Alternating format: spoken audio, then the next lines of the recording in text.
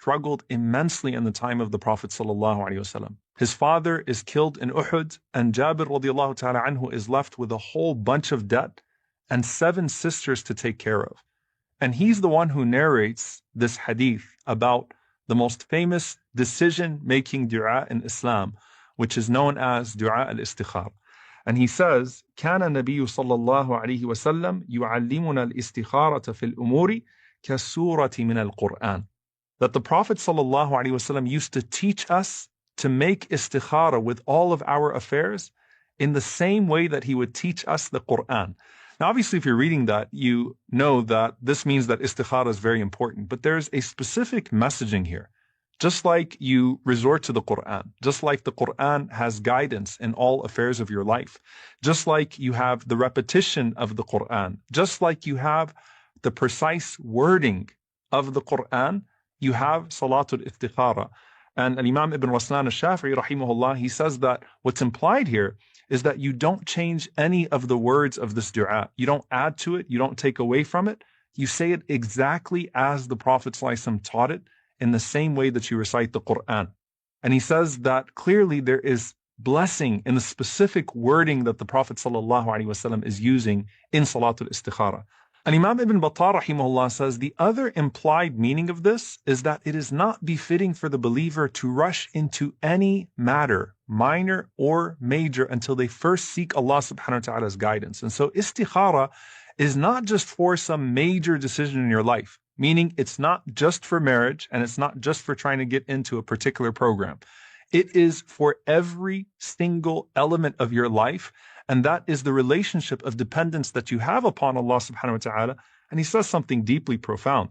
He says, so the Prophet sallallahu alaihi wasallam is showing us that the relationship of istikhara to the affairs of our lives is like the relationship of Quran to salah, the relationship of the recitation of Quran to every prayer.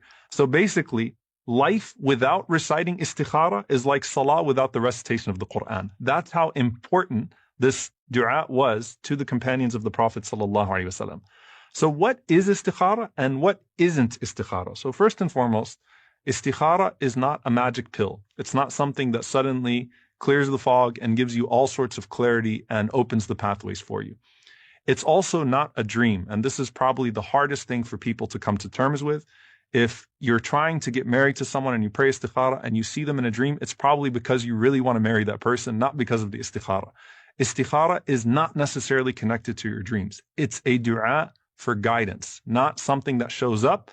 There are no colors that you see at night that indicate yes or no.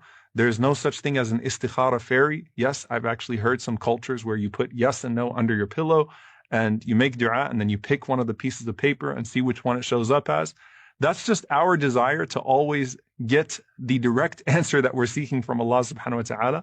But part of our dependence upon Allah subhanahu wa ta'ala is giving the process to Him and giving the outcome to Him. And so istikhara is actually asking Allah subhanahu wa ta'ala to guide you to the right way after you have done everything in your power, in your capacity to find the right way.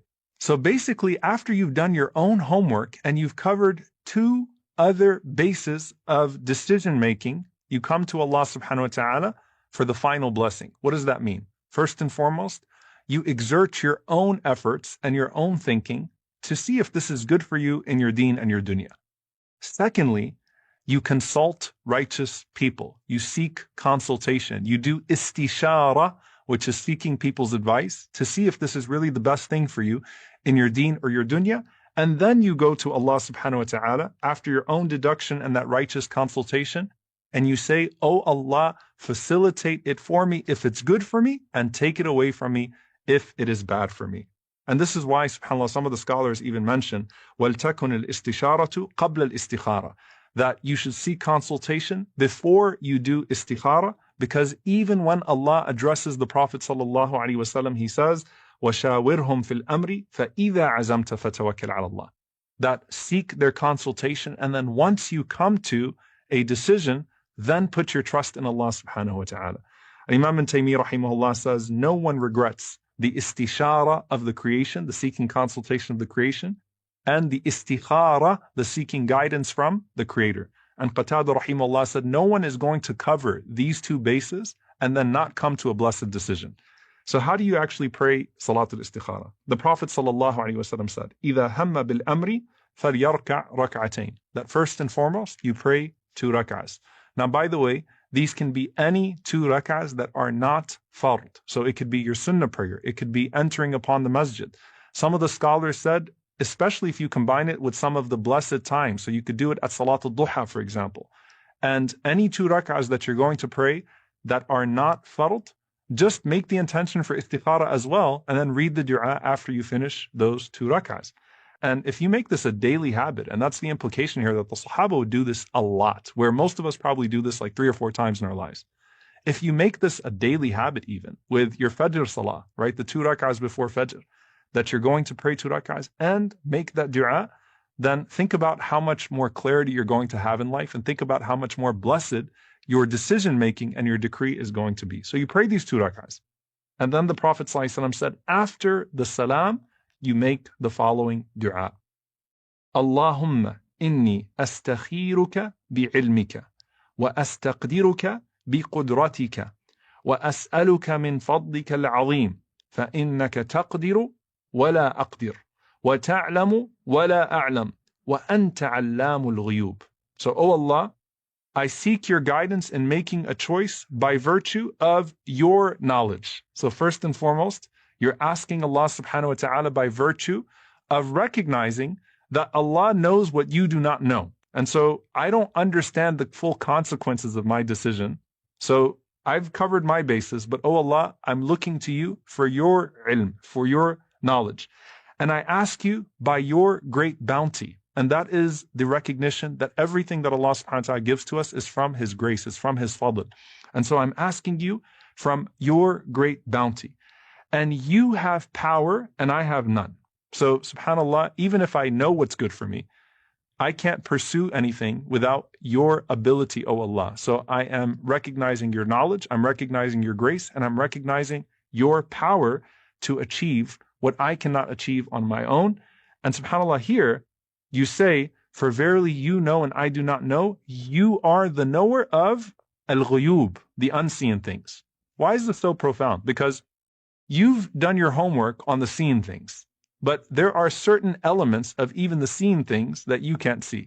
So, oh Allah, you know everything that I don't know about the hidden realities of this decision. And that's tawakkul, that's trust in Allah subhanahu wa ta'ala, because things can check out 100% through the first 3 bases. But here, oh Allah, you are allamul ghuyub. You are the knower of all hidden things. And then you say, Allahumma in kunta ta'lamu anna hadha al-amra khayrun li fi dini wa ma'ashi wa aqibati amri faqturhu li wa yassirhu li thumma barik li fihi. O Allah, if in your knowledge you know that this matter is good for me, first and foremost in my religion. So my religion is the most important thing in the world to me. So anything that I want it to impact my religion positively. If it's going to impact my religion negatively, then I definitely don't want it, even if it's good for me in regards to my worldly affairs. So first and foremost, you know that this is going to have a positive impact on my deen. Secondly, on my livelihood. Thirdly, aqibati amri, which is the final outcome of my affair, which is the hereafter. So, oh Allah, if you know that this is good for me in my deen, in my livelihood, and in my final outcome, when it's all said and done, aqibati amri, in the hereafter, then 3 things. Ordain it for me. So you ask Allah subhanahu wa ta'ala for the qadr of it, which is the decision. So ordain it for me. Secondly, make it easy for me. So make the process easy for me as well, O Allah. Thirdly, bless it for me. So the outcome, also, let it have barakah in it, O Allah. SubhanAllah, you're asking Allah subhanahu wa ta'ala for the qadr of it, for the yusr of it, and for the barakah of it, for an easy decision, for an easy process, and for a blessed outcome. But then here's the harder part of the istikhara. You turn to Allah subhanahu wa ta'ala and you say, وَإِن كُنْتَ تَعْلَمُ أَنَّ هَذَا الْأَمْرَ شَرٌّ لِي فِي دِينِي وَمَعَاشِي وَعَاقِبَةِ أَمْرِي فَاصْرِفْهُ عَنِّي وَاصْرِفْنِي عَنْهُ وَاقْدُرْ لِيَ الْخَيْرَ حَيْثُ كَانَ ثُمَّ أَرْضِنِي بِهِ. SubhanAllah, this is such a beautiful dua. And even if you say it 1,000,000 times, if you just ponder on every word, you'll see the blessing of it. In your knowledge, O Allah, you know that this is going to be bad for me in my religion, or bad for me in my livelihood, or bad for me when it's all said and done, then don't decree it for me. So take it away from me, right? And turn me away from it, which means do not let my heart become attached to it. So subhanAllah, you're not just asking Allah to turn it away from you, you're asking Allah to turn you away from it. Why? Because if your heart remains attached to that thing, then you're not going to have peace of mind. You're going to keep on saying, well, maybe there's still a chance. Maybe there's still a chance. Maybe there's still a chance. Maybe all the signs are not clear, right? So you're saying, oh Allah, take it away from me and take me away from it. And then ordain for me good wherever it may be, which also shows, I don't know where the next khair is. I don't know where the good actually is going to be. And how many times did we think that all of the doors were shut, only to find a door that we didn't even know existed open for us and have what was better for us all along.